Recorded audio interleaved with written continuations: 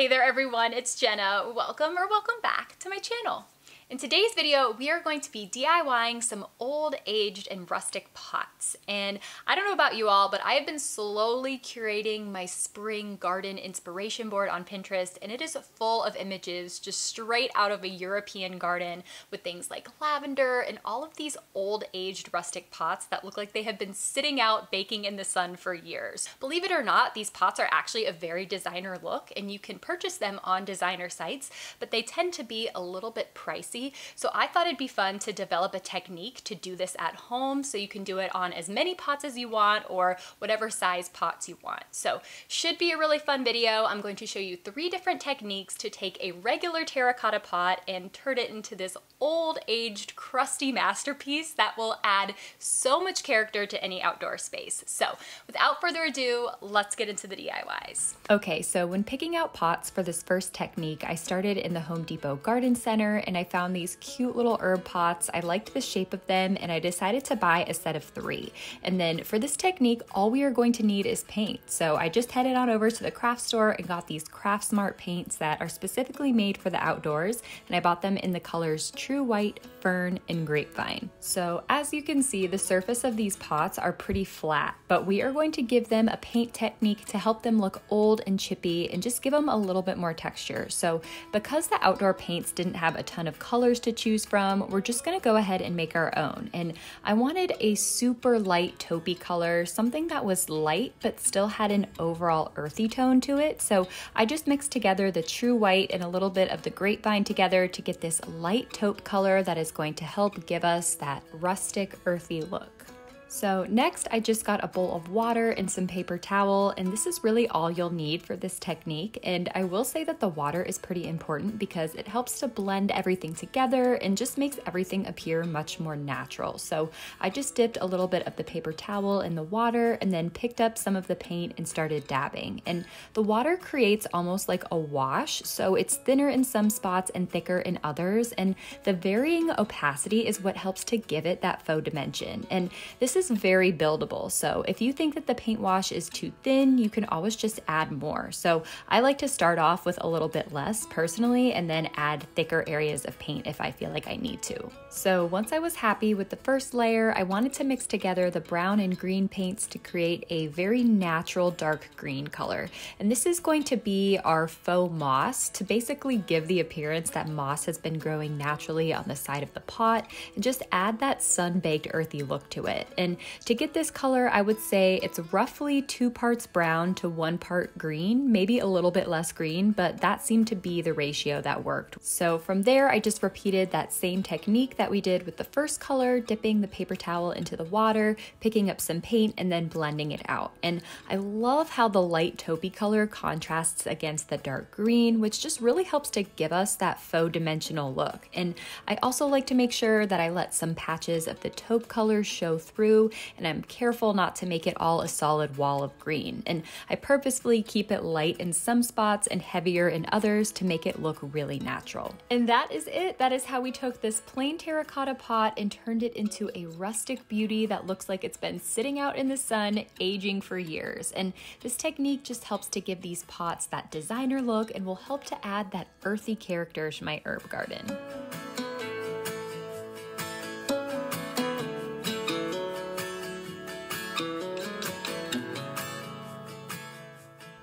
Okay, so for this next technique, I found these slightly larger pots at IKEA that I liked, and they were only $6 and included the saucer, which I thought was a good deal. They did have them in 3 sizes. This was the smallest size, but I also did pick up 3 more of the pots from Home Depot that I used in the previous technique as well. I also bought some of this garden lime, which is actually used to raise the pH of soils, and it turns hydrangeas pink, but in this case, it can also help us achieve a limestone wash. So I just put some of it in a container and mixed water in with it until it was a thick consistency. And I also want to thank My Vintage Porch for the inspiration on this technique. I will link her blog post below in the description because she has a really great tutorial. But here I just added a little bit more of the garden lime to get my consistency a bit thicker. So from there, I just used a cheap foam brush to apply the watered down garden lime to the surface of my pot. And this is just going to help create an actual textured surface and give us that realistic look of baked on cakey dirt. And I also found that a good technique to add texture was just to brush the garden lime on and then dab with the foam brush to get a natural looking application. So I applied the lime about an inch into the inside of the pot as well to give it a seamless look. And one thing that I did notice was that the pots that I purchased from IKEA had a slight whitewash on them already, and the garden lime reacted much differently on those than when applied to the plain terracotta surface. So something to just keep in mind when picking out your pots, but when these are all done, this difference really isn't going to be that noticeable. So next I just wanted to seal the garden lime on there, so I used this Rust-Oleum matte clear sealer to make sure that these would be nice and durable outside. And I will say that the sealer altered the color of the pots a little bit, making them darker, but we are going to be lightening them up in the next step anyway.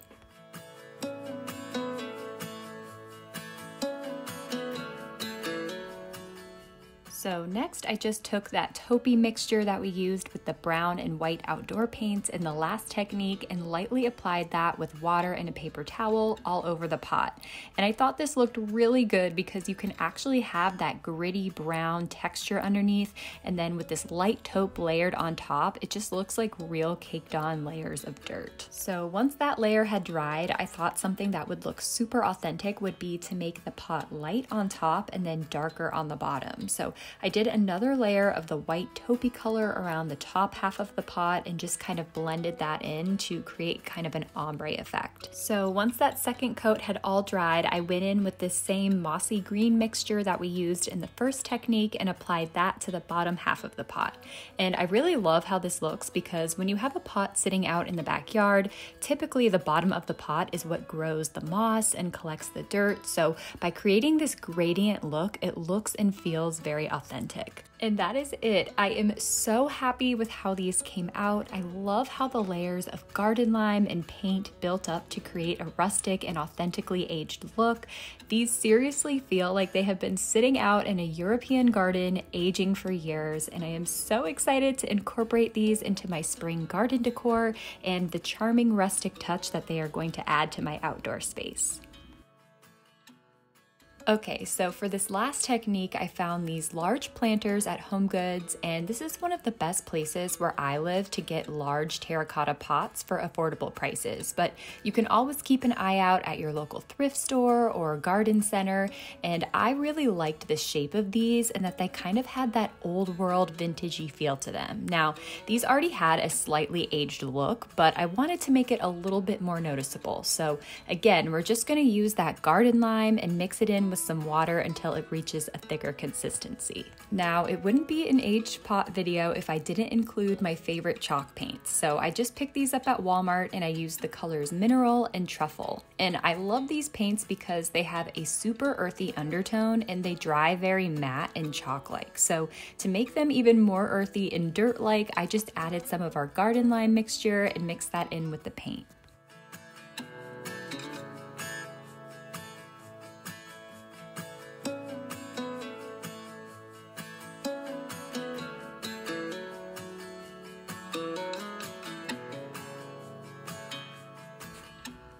So here we're just gonna do that same blending technique with the water and a paper towel. And my water is brown because I used it to rinse off my mixing brush, but it doesn't really matter. The water just helps the paint to blend together better, and it's definitely needed because the garden lime actually dries up the paint pretty quickly, so it's nice to have it there to add to the paint mixture every so often. I really loved how the ombre effect looked on our last technique, so I decided to do that with this one as well. And my idea here was just to make the bottom third of the pot all solid brown. So this way it would look like the bottom had just been sitting out in the dirt for years and have that realistic aged look to it. And then for the middle section, I just mixed together the mineral and truffle colors and blended them together to get that gradient look. And I just kept alternating, dipping my paper towel in each color and then blending them together with a little bit of water on the pot.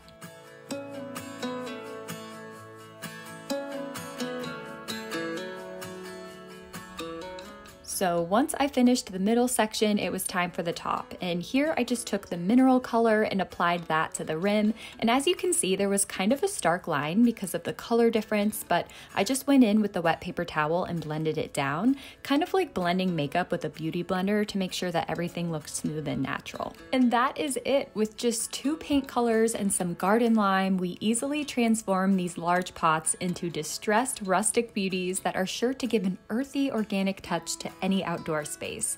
I love the chalky finish on these that resembles real caked on dirt, and the ombre effect also helps to add dimension and texture, even though we were working with a generally flat surface. I'm so excited to plant some colorful flowers in these this spring season and enjoy the rustic look that they'll add to my garden.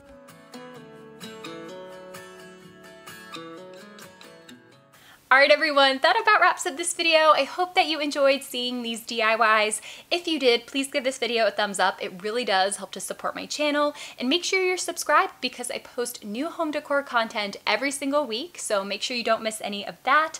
And if this is the first video you are seeing of mine, I will link my other DIY videos below so you can check those out as well. So I just want to thank you all so much for watching this video, and I hope you have a fabulous week, and I will see you all in my next one. Bye!